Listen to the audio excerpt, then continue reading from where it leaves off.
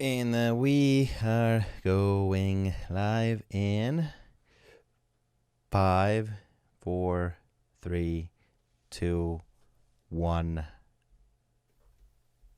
What is going on? My name is Ben, and welcome to another episode of my daily vlog where I strive to inspire you to achieve your goals and therefore your dreams. How are you? Happy Sunday. I hope you had a great weekend.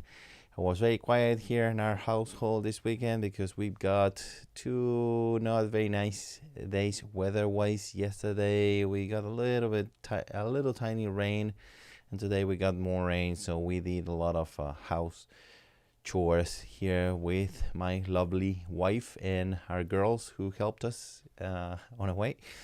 And today I wanted to talk about one topic, and that is making decisions for somebody else. So if you have to make decisions for somebody else, right? So I'm not saying go make decisions for somebody else. I'm talking about a situation where you have to make a decision for somebody else because that person can't, for whatever reason, can't. So how to make those decisions? And the first question I think you need to ask yourself is, what's best for that person? What is on that person's best interest?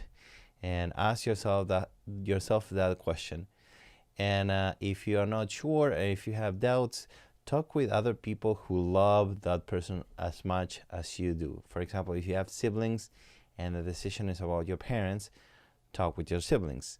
So now that could be sometimes a problem, because if you have many siblings, if you all disagree, it's very difficult to make a call. But I'm talking about the situation when you are the only one who can make a decision. You know, you talk to all these people and, you know, they all tell you, well, you know, you should do whatever you think is best, let's say, or you're making a decision on behalf of your child or somebody who you have to make a decision for.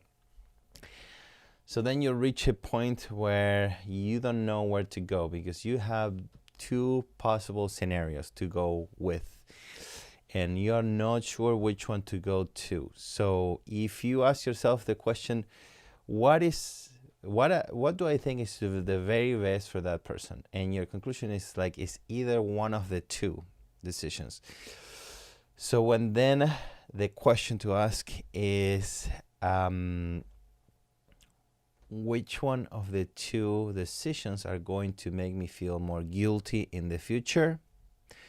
Or if you don't want to use the word guilty, another way to ask the same question is, which of the two decisions I am going to regret the most in the future? For example, and this is a hypothetical example with my parents.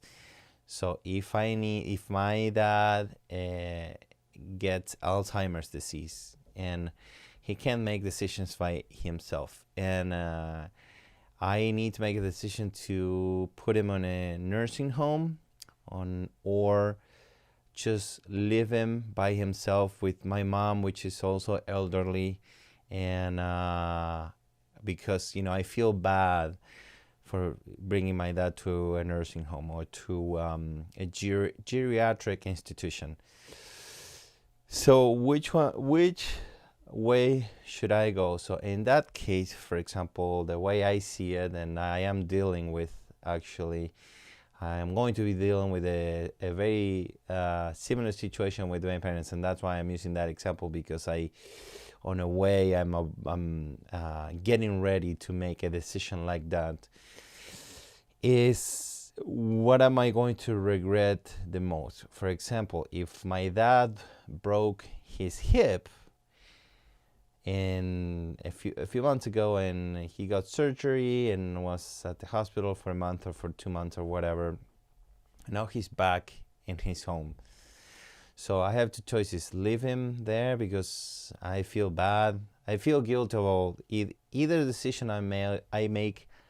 I feel guilty, you know, because, you know, if I'm a good person, let's say, I'm not saying that I am, but if I am a good person, I'm gonna feel guilty either way I go. So the way I try to think of it is like, which of the two are going to make me feel more guilty after I thought, well, what's best for my dad. So in a situation like that, the way I will approach the situation is saying, well, if I leave my dad staying where he's right now and he breaks his hip again, because he already did once, then let's say that happens and then he dies instead of surviving the accident. Then I'm going to think to myself, geez, I had the chance to bring my dad to a nursing home and I didn't because I felt guilty about that decision. And I let him stay in his house, and then this happened. So, and then if I decide to bring my dad to a nursing home, I may feel guilty or bad about it, but I can extend the life of my dad, because most likely the people at the nursing home are going to take better care than my mom can or than I can, and the chances of him falling again are going to be reduced. And again, I'm not suggesting you to do that in your case, because every case is different and every situation is different. I'm just giving you an example of what I would do in my situation. And the point I wanted to make is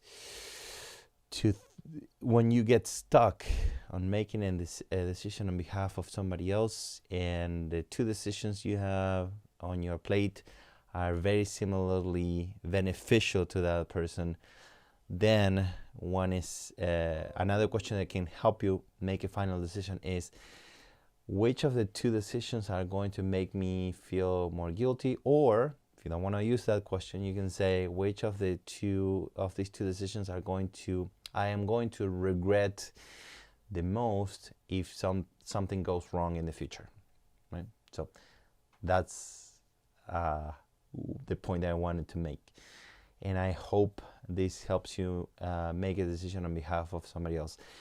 Again, whatever you do is your decision, and you are responsible, but sometimes we get stuck, and I did get stuck myself, and that's the way I approach things. So again, this may not work for you, just sharing what I worked for me. Okay.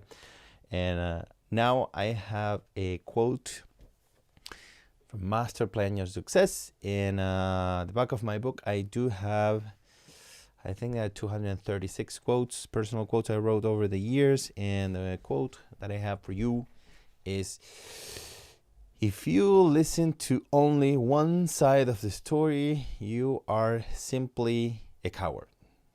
So let me know what you think about that quote.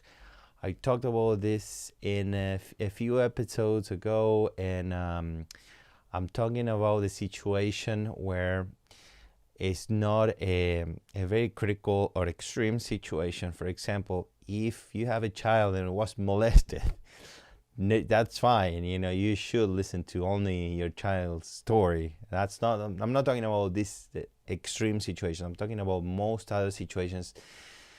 What I say is like, always, again, except for these extreme situations, listen to both sides of the story, because sometimes we are wrong, sometimes I'm wrong, sometimes you are wrong, sometimes somebody else is wrong.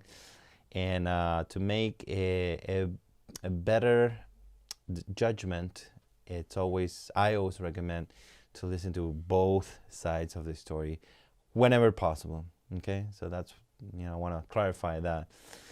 Like the example I gave you before, of course, trust your wife or trust your child or trust whoever you need to trust.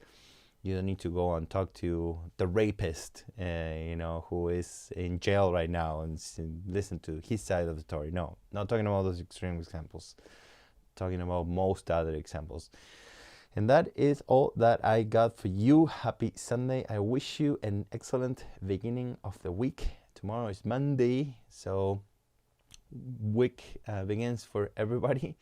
And I wish you really a great week. And if you like this video, please give it a like. Your likes really do help my channel, my stats, and they help me to feel that I'm doing something that is making a difference on somebody else's life besides mine. And subscribe to my channel if you haven't done so. And if you want notifications, hit that bell and you will be get a notification every time I upload a video or every time I go live, like right now. And very important, if you have any questions or any comments, please leave them in the comments below and I will do my best to answer them as soon as possible. Typically the very next day, unless I need to research my answer, in which case it will take me a bit longer, but I promise you I will reply to you as soon as I can. And that is all that I got for you tonight. Thank you so much for watching. Have a wonderful night and I will see you tomorrow night. Good night.